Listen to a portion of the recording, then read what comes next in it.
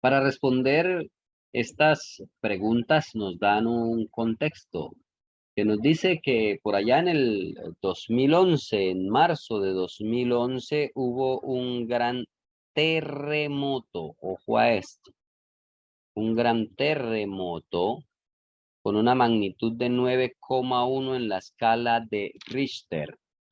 Y eso quiere decir que fue un terremoto de una gran intensidad. 9,1 es un terremoto muy alto. De hecho, más adelante sabremos que es el más grande que haya golpeado a Japón. Y por allá nos están diciendo que ese terremoto había causado un tsunami. Vamos por partes. Lo primero es el terremoto. ¿Dónde se dio? Al noreste de Tokio. El epicentro, o sea, el sitio donde se sintió con mayor fuerza de terremoto, se ubica en el Océano Pacífico. Y ahí viene lo grave.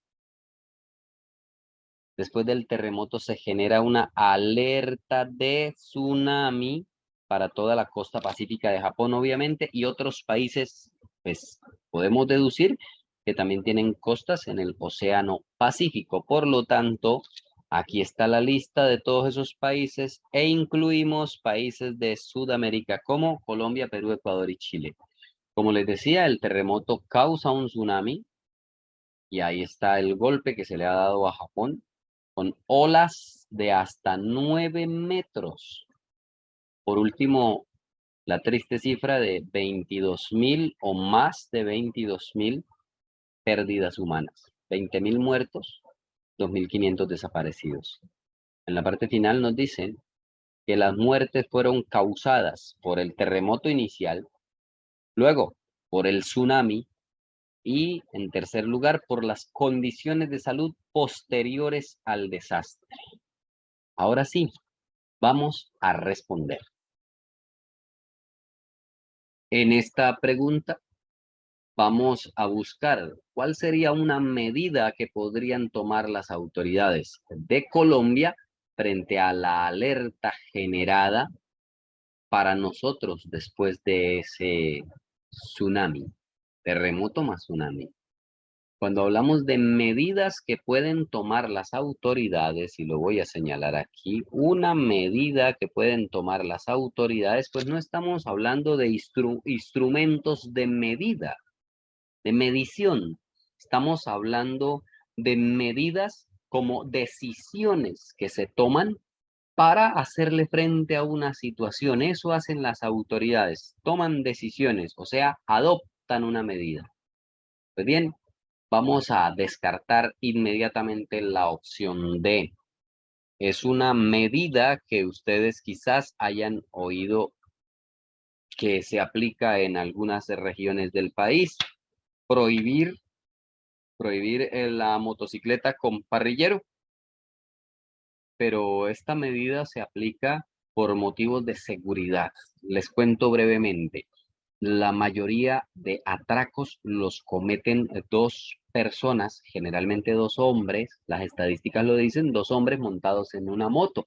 Entonces prohíben el parrillero tratando de que los ladrones no puedan ir a hacer sus fechorías porque no pueden ir dos personas en una moto.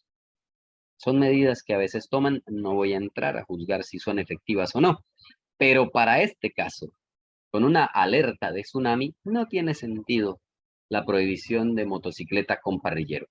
¿Cómo descartamos la opción C? Esta también es una medida que a veces toman las autoridades, pero es para prevenir desórdenes, para prevenir a veces situaciones de conflicto, cuando hay, por ejemplo, manifestaciones o cuando viene un partido o cuando se considera que el orden público puede verse alterado, ponen un toque de queda, es decir, nadie puede salir de la casa después de las 9 de la noche. Pero esta medida no sería útil para enfrentar una amenaza, una alerta de tsunami. ¿Cómo descartamos la opción B? Decretar el uso obligatorio de tapabocas es una medida que está viviendo la humanidad recientemente, pero no es por cuestión de tsunami.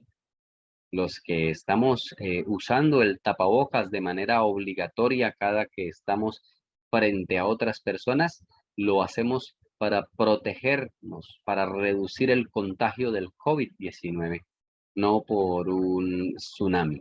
La respuesta correcta entonces, después de descartar las demás, es la opción A.